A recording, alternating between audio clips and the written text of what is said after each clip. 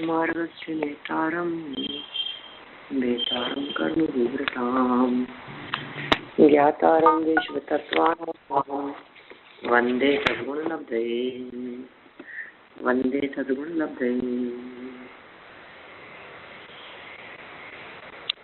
तत्वार्थ राजवार्तिक के आधार से तत्वार्थ सूत्र के पहले अध्याय के अंतिम सूत्र की यहाँ अपनी चर्चा चल रही थी।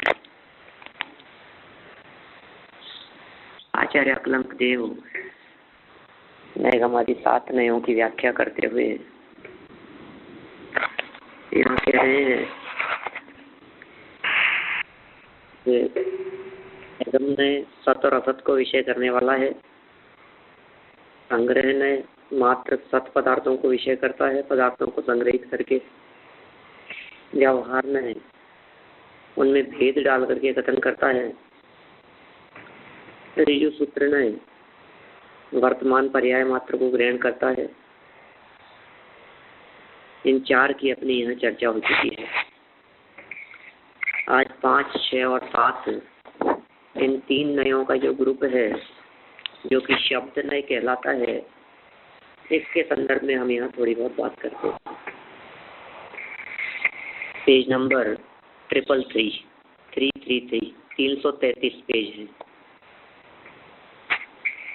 8-9 नंबर दिया है पैराग्राफ का कि जिस व्यक्ति ने संकेत ग्रहण किया है उसे अर्थबोध कराने वाला शब्द होता है। क्या? जिस व्यक्ति ने संकेत ग्रहण किया है उसे संकेत ग्रहण करने वाले व्यक्ति को अर्थबोध कराने वाला शब्द होता है। शब्द नय लिंग, संख्या, साधन आदि संबंधी व्यवस्था करता है। बहुत मार्मिक बात है ये संस्कृत और व्याकरण के आधार पर चर्चा करने वाले हैं। शब्द नय का मतलब 5वें नंबर का नय, जिसकी यहाँ चर्चा कर रहे हैं। क्या है 5वें नंबर का नय? शब्द नय एक वो शब्द नय था जिसके शब्द, समविरूढ़ और एवंभूत 3 भेद थे। हम उसकी बात नहीं कर रहे हैं, हम बात कर रहे हैं नैगम आदि नयों में 5वें नंबर के नय की। इस नय का विषय है लिंग, संख्या, साधन आदि संबंधी व्यभिचार की निवृत्ति करना।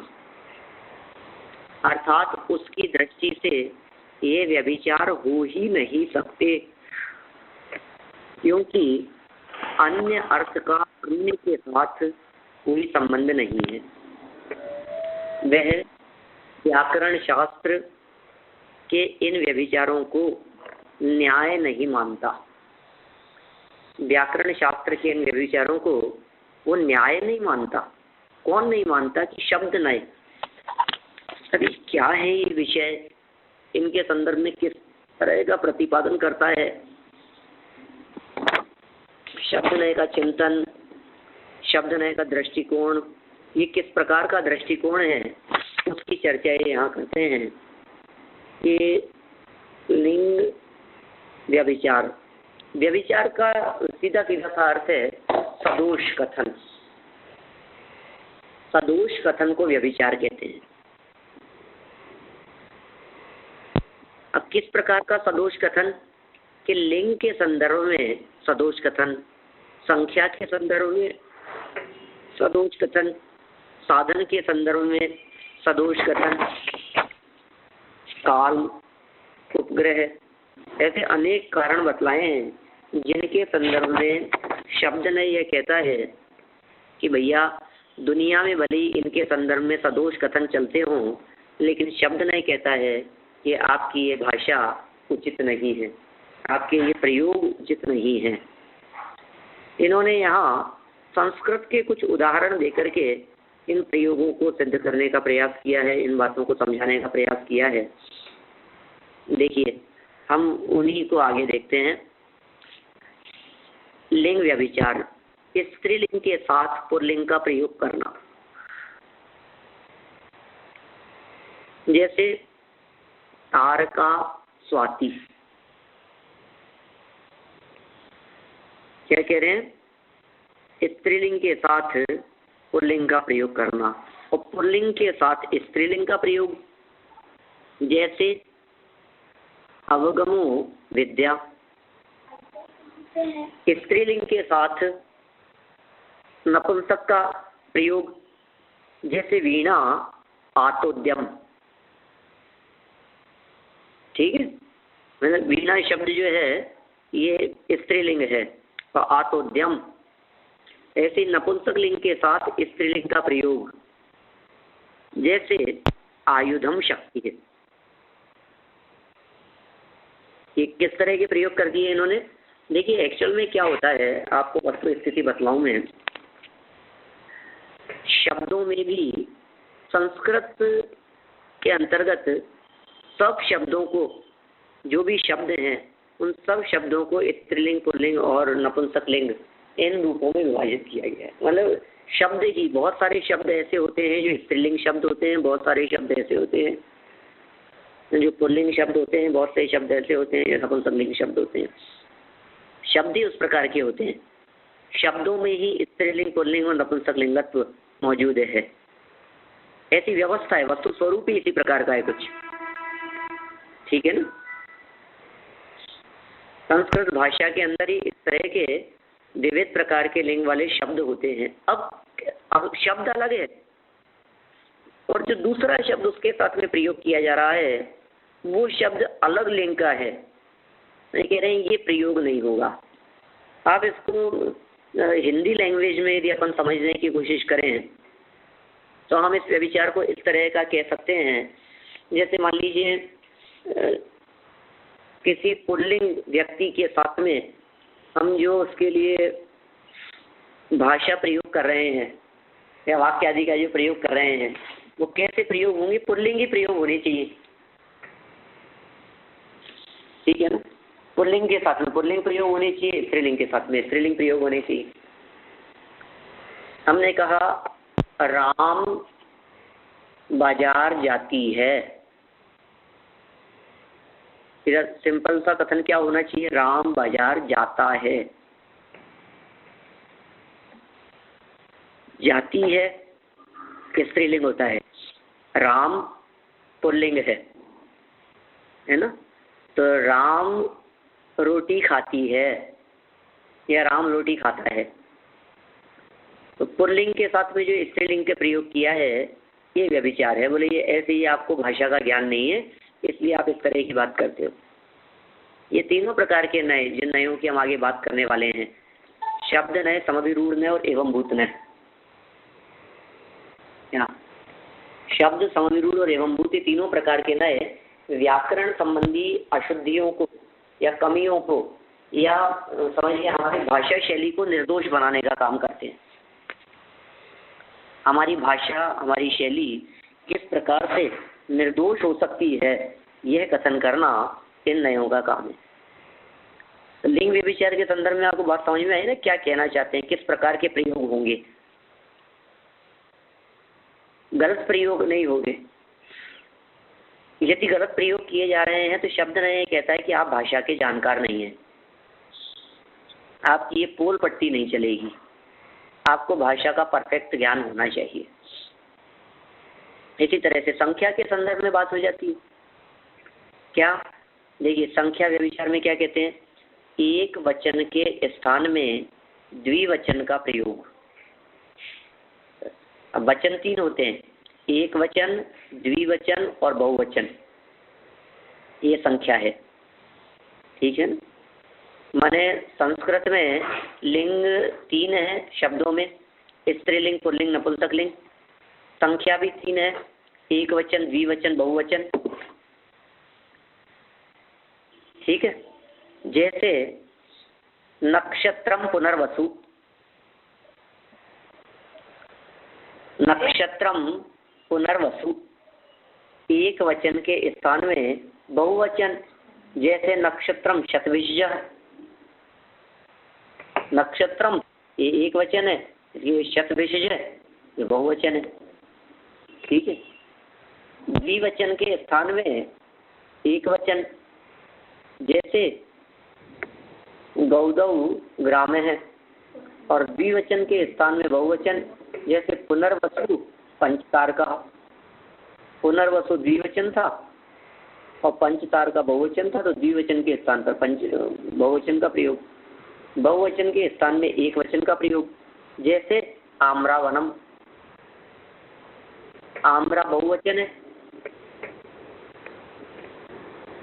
और वनम एक वचन है, तो आम्रा वनम बहुवचन के साथ में एक वचन का प्रयोग, और बहुवचन के स्थान में द्विवचन, जैसे देव मनुष्या उभौ राशि, बहुवचन के स्थान पर द्विवचन का प्रयोग हो गया। ये सारे प्रयोग संख्या व्यभिचार के प्रयोग हैं। कुछ नहीं समझ में आए होंगे आपके, संस्कृत जानने वालों की तो समझ में आ सकती है ये बात, जो संस्कृत नहीं जानते हो उनके ये बात आसानी से गले नहीं उतर सकती। कहना क्या चाहते हैं, कह क्या रहे हैं, ये क्या बात स्पष्ट कर रहे हैं, कुछ भी तो नहीं समझ में आ रहा है। तो देखिए हम इसको हिंदी भाषा में लागू करके देखें तो वही उसी तरह की बात ले लीजिए। जो भाषा जिस वाक्य में एक वचन का प्रयोग किया जाना हो वहाँ बहुवचन का प्रयोग कर दें, यहाँ बहुवचन वाक्य कहा जा रहा हो वहाँ एक वचन का प्रयोग कर दें। ये सब संख्या वचन कहलाता है। संख्या एक वचन, द्विवचन, बहुवचन, माने संख्या एक है, दो है, बहुत सारे हैं, ये कहलाती है संख्या। ठीक है ना, तो संख्या की अपेक्षा से बात कर रहे हैं। जैसे कोई एक व्यक्ति ऐसा प्रतिपादन करे, हम कह रहा हूं,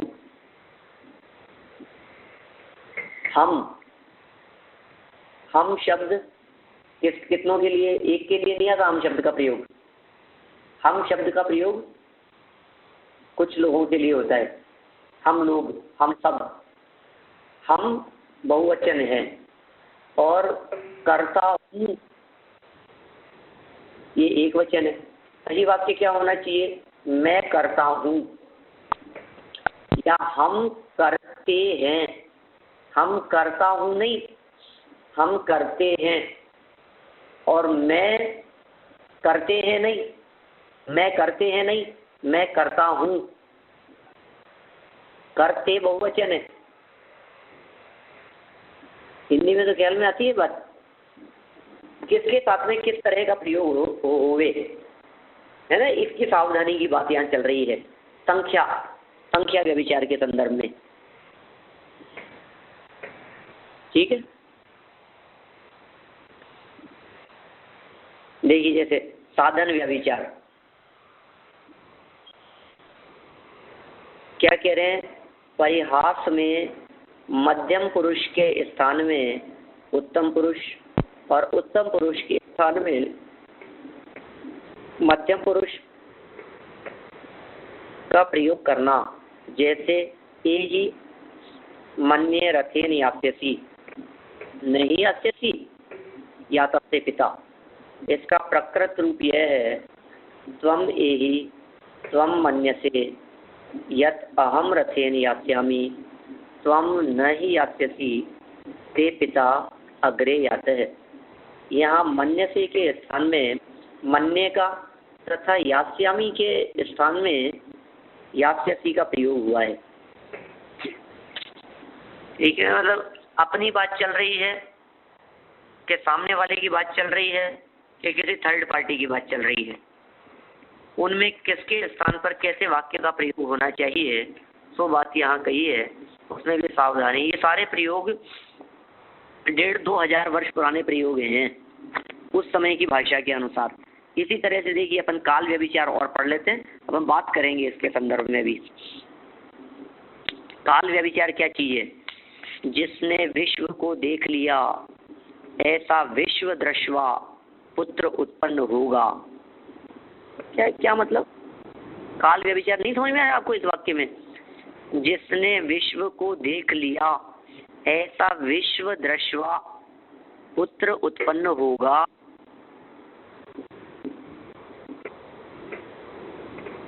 वाक्य में कंट्रोवर्सी दिख रही है आपको थोड़ी, उत्पन्न होगा, फ्यूचर की बात कर रहे हैं। विश्व को देख लिया ऐसा, पास्ट की बात कर रहे हैं। जिसने विश्व को देख लिया, ये पास्ट टेंस की बात है। और ऐसा विश्व दृष्टा पुत्र उत्पन्न होगा, ये फ्यूचर की बात करने लग गए। उपसर्ग के अनुसार धातुओं में परस्मय पद और आत्मनेय पद का प्रयोग उपग्रह व्यभिचार है। जैसे संतिष्ठते, प्रतिष्ठते, विरमति, उपरमति आदि इत्यादि व्यभिचार अयुक्त हैं, क्योंकि अन्य अर्थ का अन्य अर्थ से कोई संबंध नहीं है। अन्यथा घट पट हो जाएगा और पट मकान।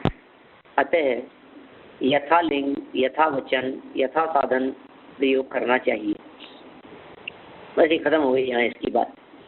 क्या बात कह दी इन्होंने? बस मार्मिक बात अंतिम शब्दों में कह दी इन्होंने। यथा लिंग, यथा वचन, यथा साधन, मतलब जो जैसा हो उसका उस अनुसार प्रयोग किया जाना चाहिए।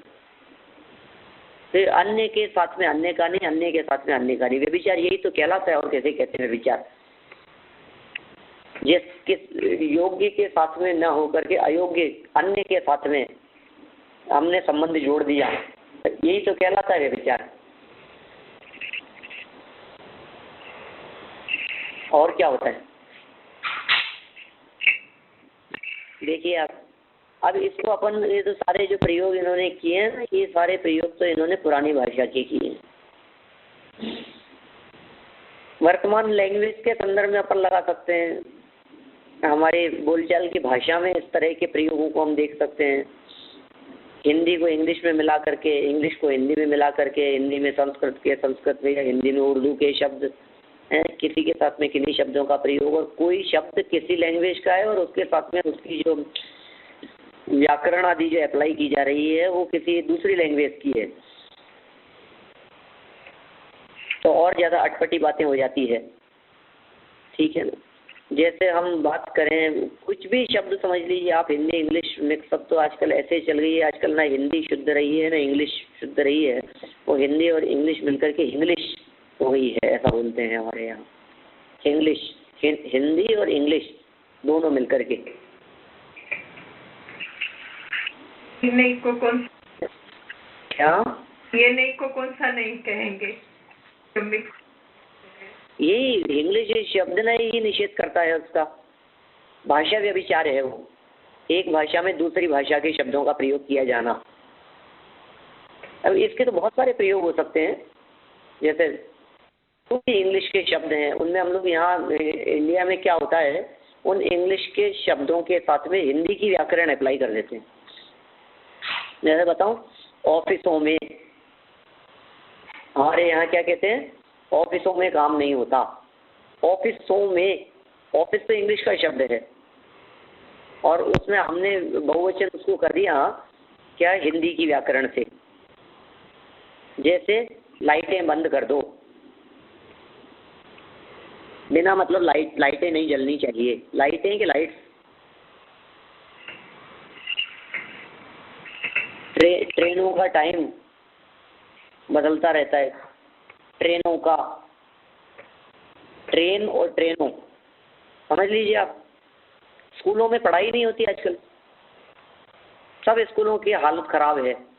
स्कूलों की हालत खराब है कि विद्यालयों की, स्कूलों की, माने इतना गड़बड़ चलता है। तो शब्द न ये कहता है कि जो जिसकी भाषा परिष्कृत नहीं है, जिसकी भाषा शुद्ध नहीं है, जिसकी बोलचाल में निर्मलता नहीं है, ठीक है ना, वो तो तत्व ज्ञान कैसे उसके गले उतरेगा? वो जनाब का मर्म कैसे समझ पाएगा? तो जनाब उनका मर्म समझने के लिए सबसे पहले तो आप उसकी गहराई में जाओ, आप उस बात को यथार्थ रूप में समझो। कौन से शब्द का प्रयोग होना चाहिए, किस शब्द का प्रयोग किस चीज के अर्थ में किया जाता है, और किसके साथ में कौन सा शब्द उचित होता है, ये सावधानियां बहुत जरूरी हैं। ऐसे ही जो भी मिक्सअप है, वो सारे इस शब्द व्यभिचार के अंतर्गत आएंगे और शब्द व्यभिचार इस तरह की सारी बातों को बहुत ही दृढ़ता से निषेध कर देता है। चलिए आगे बढ़ते हैं हम, ठीक है। 10 नंबर पैराग्राफ देखिए, 334 पेज पर, इससे ऊपर 2 लाइन रह गई। यह नए लोक और व्याकरण शास्त्र के विरोध की कोई चिंता नहीं करता। यहाँ तो नए का विषय बताया जा रहा है, मित्रों की खुशामद नहीं की जा रही है। मतलब कोई कहते हैं ना, जैसे आदरार्थे तो बहुवचन, आदर के अर्थ में बहुवचन का प्रयोग किया जाता है। किसी सम्माननीय व्यक्ति के संदर्भ में जब हम प्रयोग करते हैं तो एक व्यक्ति का कथन करते समय भी हम उसके साथ में बहुवचन लगा लेते हैं, लेकिन शब्द नहीं कहता है कि नहीं, क्यों एक वचन के साथ में एक ही वचन होगा, कोई सम्मान उम्मान कुछ नहीं होता है, इसमें कोई अपवाद नहीं है। मतलब ऐसा समझ लीजिए, व्याकरण शास्त्र कदाचित भाषा में किसी प्रकार के अपवादों को स्वीकार कर लेवे, लेकिन शब्द नय को किसी भी प्रकार का अपवाद स्वीकार नहीं है।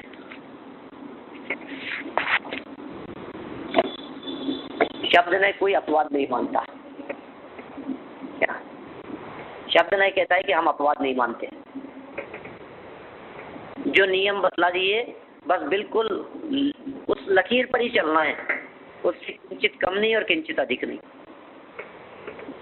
मित्रों की खुशामद नहीं की जा रही है, ऐसा इन्होंने यहाँ कह दिया। अब देखिए 10 नंबर पैराग्राफ में आगे बात करते हैं समभिरूढ़ नय के संदर्भ में।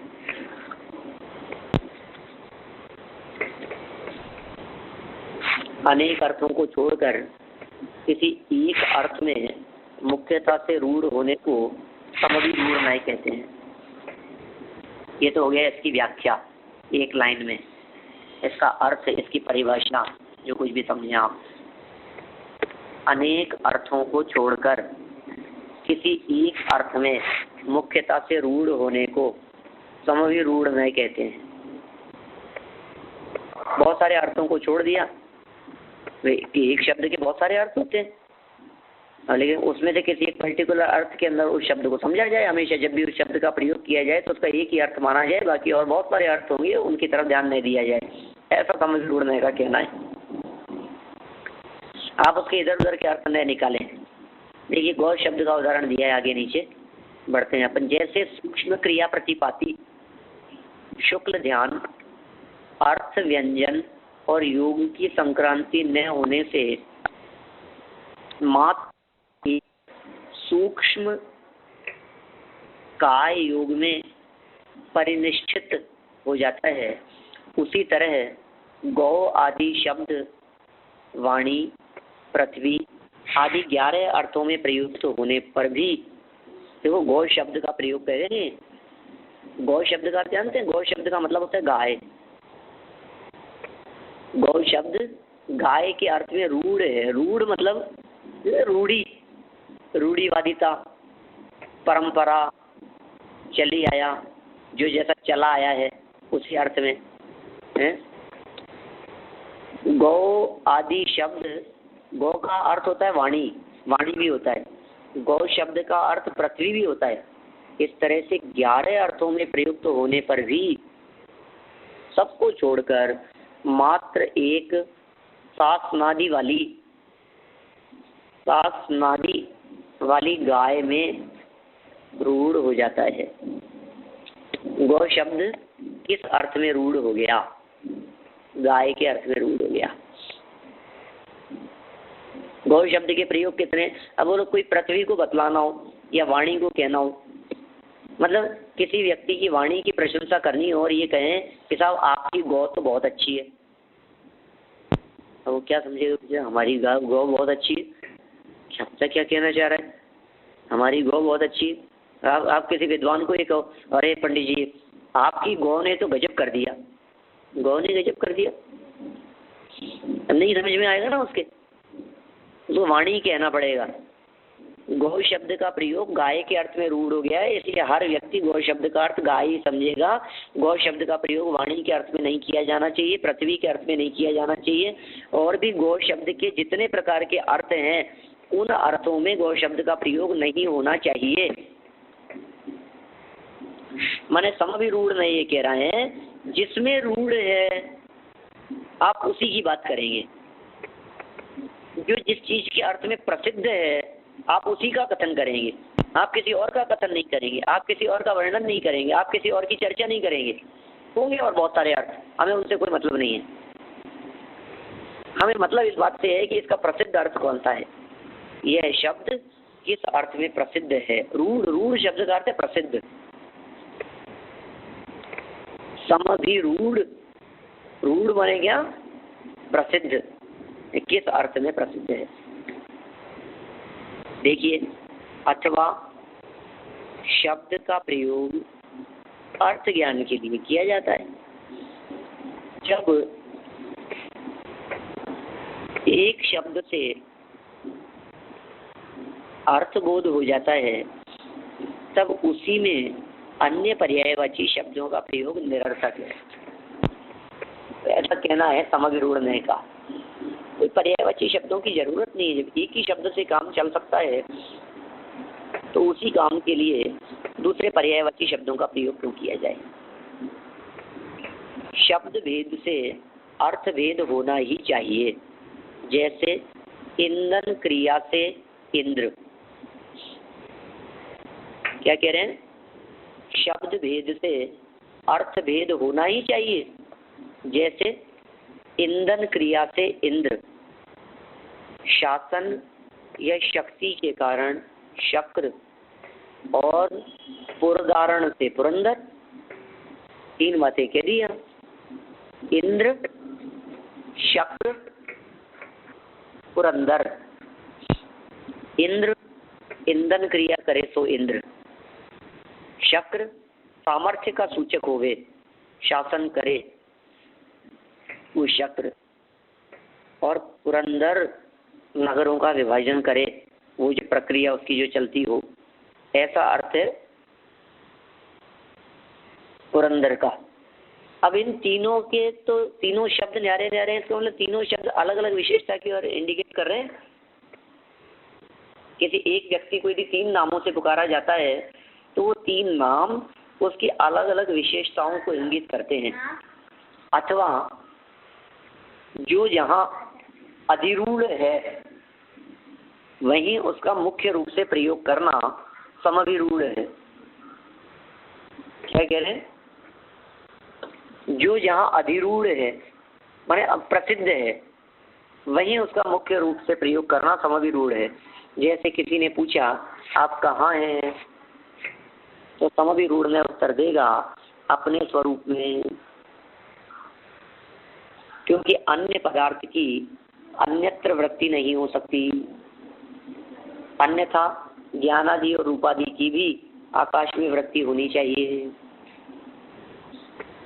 किस प्रकार के नए हैं, ये किस तरह की बातें करते हैं। मैंने इन नयों को जानने से जनागम में क्या फर्क पड़ने वाला है, शास्त्रों में क्या इफेक्ट पड़ेगा। शास्त्र पढ़ने पढ़ाने में, समझने में, उनमें भी इन नयों का कुछ उपयोग है क्या, क्या कहना चाह रहे हैं और इनसे हमारा क्या मतलब और क्या प्रयोजन सिद्ध होने वाला है। ये बात तो हमारे कुछ जच नहीं रही है, लग रहा होगा आप लोगों को ऐसा। देखिए, बहुत सारे प्रयोग ऐसे होते हैं, आप शास्त्रों को पढ़ते समय कई बार ऐसा महसूस करेंगे कि नहीं, इस शब्द का भले ही वो अर्थ होता हो लेकिन यहाँ पर इसका यही अर्थ है। बोलो आप, अब कैसी बातें हो जाएगी। जैसे आत्मा मूर्तिक है या अमूर्तिक, बोलो, आत्मा या जीव चेतन मूर्तिक है या अमूर्तिक।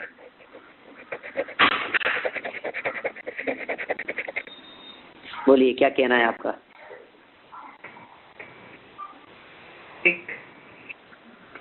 है अमूर्तिक या मूर्तिक।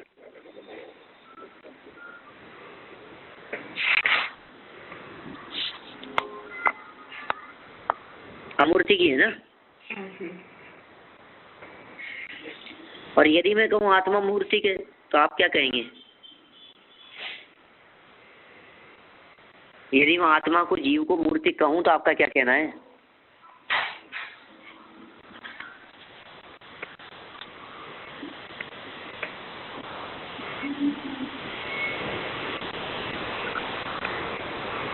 स्वीकार होगी क्या आपको ये बात?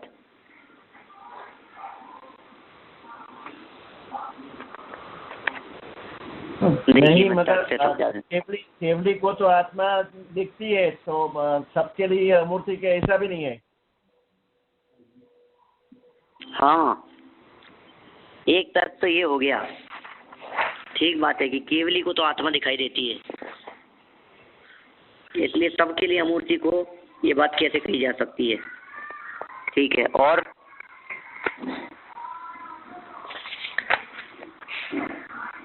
आचार्यों ने प्रयोग किए हैं सब आत्मा को मूर्तिक कहा है। कैसे कह दिया है मूर्तिक? उन्होंने कहा संसार दशा में द्रव्य कर्मों और शरीर से सहित होता है तब आत्मा मूर्त ही है, ऐसे प्रयोग किए हैं। अनुपचरित सद्भूत व्यवहार ने, असद्भूत व्यवहार ने दिया है उसके लिए। अनुपचरित असद्भूत व्यवहार ने से आत्मा को मूर्तिक कहा गया है। लेकिन अब देखिए, ये तो हमने एक विवक्षा बतला दी, एक अपेक्षा बतला दी, फिर भी समभिरूढ़ में क्या कहता है? भले ही कहा गया होगा, भले ही कोई अपेक्षा होगी, लेकिन आपसे मेहरबानी करके रिक्वेस्ट है कि आत्मा को कभी भी मूर्तिक कहना मत। ये कौन कह रहा है? समभिरूढ़ ने। क्यों? तो आप प्रसिद्ध की बात करो, आप अप्रसिद्ध की बात मत करो, आप ऐसी अपवाद वाली बातें मत करो, आप ऐसी अलग हट की बातें मत करो, आप ऐसी गूढ़ रहस्य वाली बातें मत करो। आप तो नॉर्मल बात करो। नॉर्मल जनरल वे में क्या कहा जाएगा कि आत्मा अमूर्तिक है, तो बस फिर आप अमूर्तिक ही कहोगे। किसी अपेक्षा से, कब कैसा शरीर वाला होने की अपेक्षा से, द्रव्य कर्म से युक्त होने की अपेक्षा से, या केवली के द्वारा देखा जाता है इस अपेक्षा से, आप किसी अपेक्षा से उसको मूर्तिक, तो हमें कोई अपेक्षा नहीं समझनी। हम नॉर्मल एक जनरल आदमी के लिए क्या बात कही जानी चाहिए कि साहब अमूर्तिक है आत्मा, तो बस तो फिर वही बात रहने दो। वो रूढ़ है, वो प्रसिद्ध है, वो फेमस है, उसको कहने में, किसी व्यक्ति को समझने में कोई एक्सप्लेनेशन देने की जरूरत नहीं है।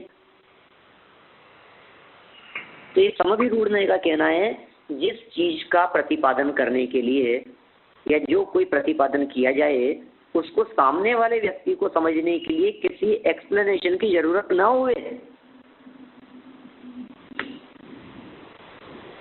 कोई स्पष्टीकरण न देना पड़े उसके लिए, बस उस बात को स्वीकार करो, ये समभिरूढ़ में कहना है। जैसे केवल ज्ञान, केवल ज्ञान क्या होता है जी?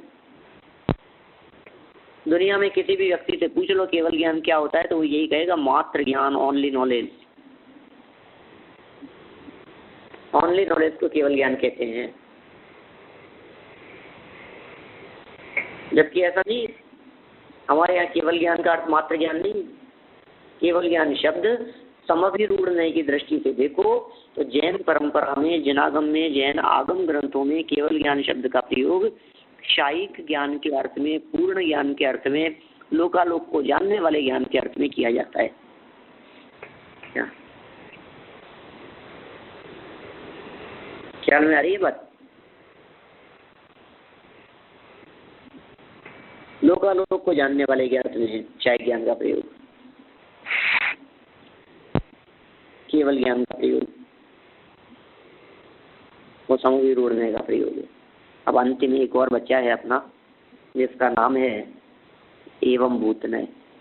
इसको भी अपन पूरा कर लेते हैं। देखिए एवं भूतनय का विषय क्या है? 11-12 नंबर। जिस समय जो पर्याय या क्रिया हो उस समय तद्वाची शब्द के प्रयोग को ही एवं भूतनय स्वीकार करता है। बहुत गजब है इसका भी स्वरूप एवं भूतनय का। पहले हुई है अपनी चर्चा, सुनी है आप लोगों ने। जो जिस क्रिया रूप से परिणत हो रहा उसको उसी नाम से कहो, और कोई नाम नहीं आगे पीछे वाला। मेरे दिन भर में 50 नाम हो सकते हैं। आप लोग सब अपने आप को देखेंगे तो दिन भर में आप कई नामों से पुकारे जाएंगे।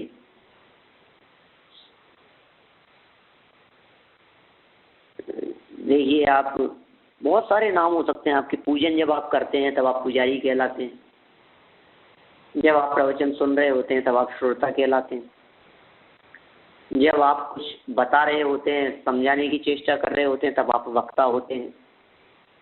जब आप गाड़ी ड्राइव करके कहीं आ रहे जा रहे होते हैं, तब आप ड्राइवर होते हैं। अब देखो अब कितने कितने प्रयोग हो सकते हैं हमारे अपनी लाइफ में ना। दिन भर में सुबह से शाम तक देखेंगे तो हम अपने आप के कितने रूप पाएंगे। समझी रूढ़ के बाद वाला जो ये एवं भूत नय है, ये कहता है कि नहीं, रूढ़ होने से और प्रसिद्ध होने से कोई फर्क नहीं पड़ता। हम तो कह रहे हैं जिस समय वो उस रूप परिणत हो रहा हो, तभी उसे उस शब्द से, उस नाम से इंडिकेट किया जाना चाहिए, इंगित किया जाना चाहिए। ये एवं भूत नय का कहना है। इंद्र महाराज भी यदि हो गए, सौदर इंद्र भी, और यदि वो बाल तीर्थंकर के जन्माभिषेक का उत्सव मना रहे हैं, तो उस दरमियान वो इंद्र नहीं है, वो पुजारी जी हैं।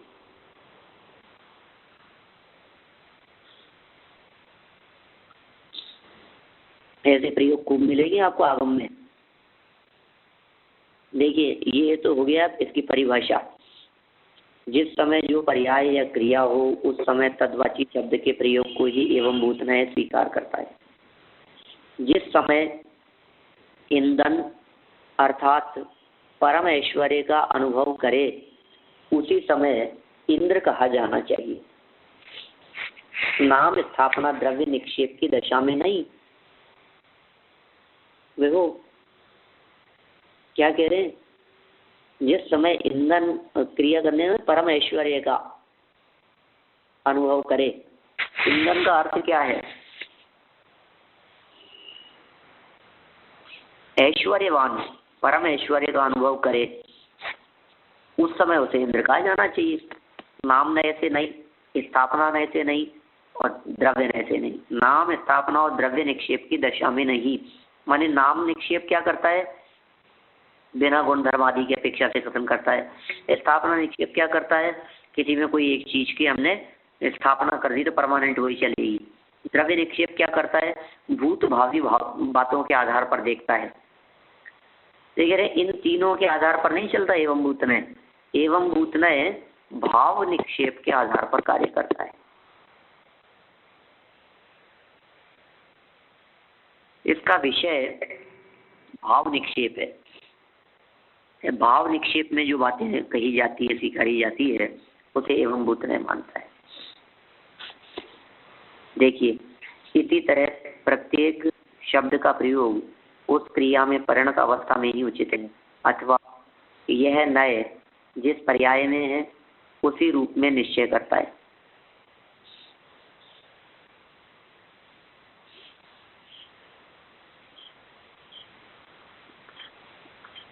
यह नय जिस पर्याय में है उसी रूप में निश्चय करता है।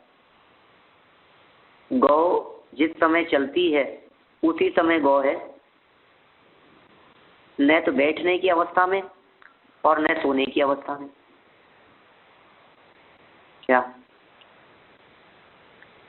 गौ जिस समय चलती है उसी समय गौ है, न तो बैठने की अवस्था में और न सोने की अवस्था में। गच्छति थी गौ, ऐसी व्युत्पत्ति चलती है।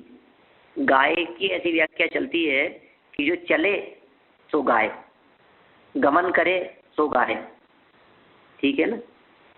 तो जिस समय वो बैठी है उस समय उसे गाय नहीं कहेंगे, जिस समय वो सो रही है उस समय उसे गाय नहीं कहेंगे। देखिए, पूर्व और उत्तर अवस्थाओं में वह पर्याय नहीं रहती, अतः उस शब्द का प्रयोग ठीक नहीं है। अथवा इंद्र या अग्नि ज्ञान से परिणत आत्मा ही इंद्र या अग्नि है। देखो, जो आत्मा अग्नि के ज्ञान से परिणत है वो अग्नि है, जो आत्मा इंद्र के ज्ञान से परिणत है वो इंद्र है। ऐसा निश्चय एवं भूत नय करता है। ज्ञान या आत्मा में अग्नि व्यपदेश करने के कारण दाहकत्व आदि का अति प्रसंग आत्मा में नहीं देना चाहिए, क्योंकि नाम स्थापना आदि में पदार्थ के जो जो धर्म वाच्य होते हैं वे ही उनमें रहेंगे। नुआगम भाव अग्नि में ही दाहकत्व आदि धर्म होते हैं, उनका प्रसंग आगम भाव अग्नि में देना उचित नहीं है। ये नए उत्तर सूक्ष्म विषय, ये यहाँ तक इन्होंने एवं भूत नय की बात इन्होंने पूरी कर दी। मैंने एवं भूत नय की दृष्टि से कह दिया, कोई व्यक्ति यदि क्रोध कर रहा है तो उस समय उसे क्रोध ही कह सकते हैं हम। क्रोधोपयोगी क्रोध है, समयसार में इस तरह की गाथा है ना, मानोपयोगी मान है, मायोपयोगी माया है। जो क्रोध से परिणत हो रहा है उस समय वही क्रोध ही है वो व्यक्ति, जो जिस समय मान से परिणत हो रहा है उस समय वो मान ही है। अरे ऐसे तक प्रयोग कर देते हैं। ये मान लीजिए कोई व्यक्ति टैक्सी चला करके जा रहा था, हमने उस व्यक्ति को पीछे से आवाज लगा करके पुकारा, ये टैक्सी टैक्सी। अब टैक्सी के टैक्सी वाला, पुकारना किसको है आपको, बुलाना किसको है? हमें टैक्सी वाले को रोकना है, तो रुका टैक्सी वाला है। लेकिन जो टैक्सी चला रहा है उस व्यक्ति को भी टैक्सी कह करके संबोधित करना। ए रिक्शा, जो रिक्शा चला रहा है उसे रिक्शा कह देना, ठीक है। वकालत कर रहे हैं उन्हें वकील साहब कहना, मरीजों को देख रहे हैं उन्हें डॉक्टर कहना। तो जिस समय मरीजों को देखेंगे उसी समय डॉक्टर हैं, जिस समय गाड़ी चला करके जा रहे थे उस समय तो वे ड्राइवर हैं। ऐसे सारे प्रयोग एवं भूत नय के प्रयोग। अब ये अंतिम कुछ बात है और इसके संदर्भ में मैं इसको पढ़ के पूरा करता हूँ। ये अपना अध्याय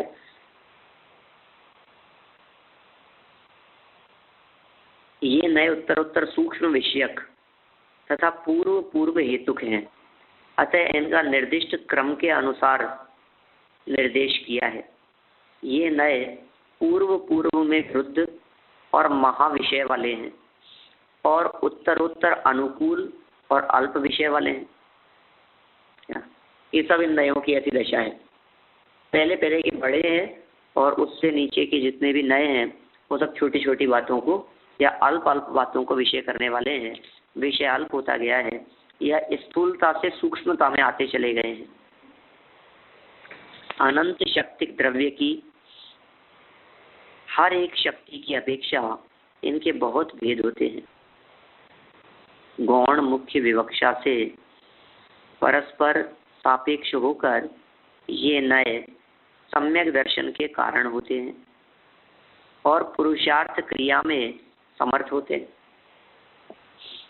जैसे तंतु परस्पर सापेक्ष होकर पट अवस्था को प्राप्त करके ही शीत निवारण कर सकते हैं। तंतु मतलब धागे, एक दूसरे के सापेक्ष होकर के ही कपड़े अवस्था को प्राप्त होते हैं, कपड़ा बनता है उस तंतु से, और तभी वे शीत निवारण कर सकते हैं और सर्दी रुक सकती है उससे।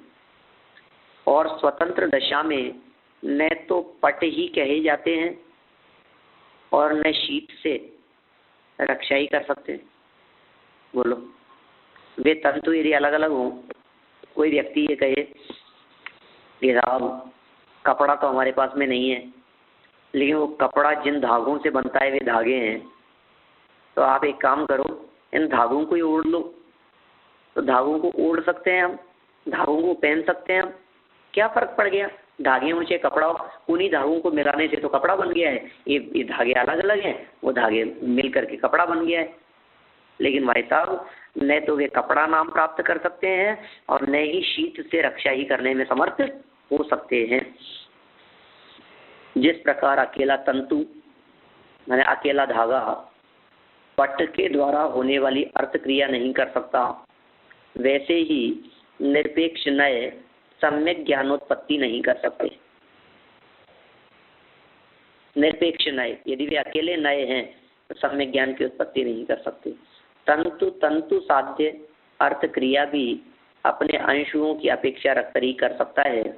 यदि तंतुओं में शक्ति की अपेक्षा पट कार्य की संभावना है तो निरपेक्ष नयों में भी शक्ति अपेक्षा सम्यक ज्ञानोत्पत्ति की संभावना है ही। इस तरह से इन्होंने इस अध्याय में ज्ञान, दर्शन, तत्व, नयों के लक्षण और ज्ञान की प्रमाणता आदि का निरूपण किया गया। ये पूरी चर्चा कर ली इन्होंने।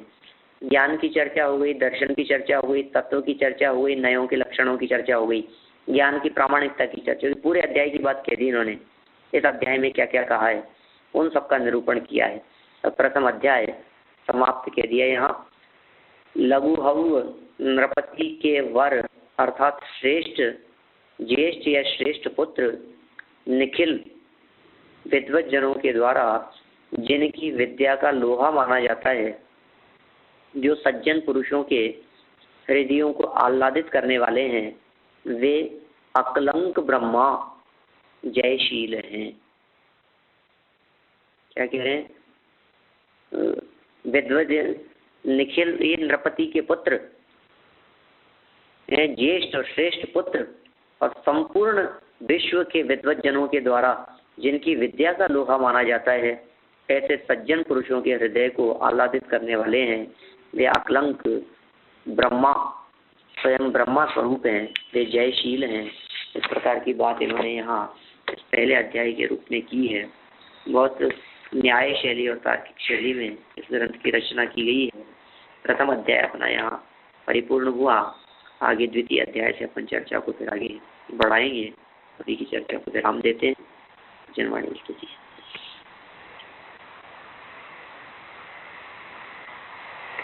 वाणी के ज्ञान से तुझे लोकालोक, ओ वाणी मस्तक नमो, सदा देता हूँ धोख, सदा देता हूँ धोख।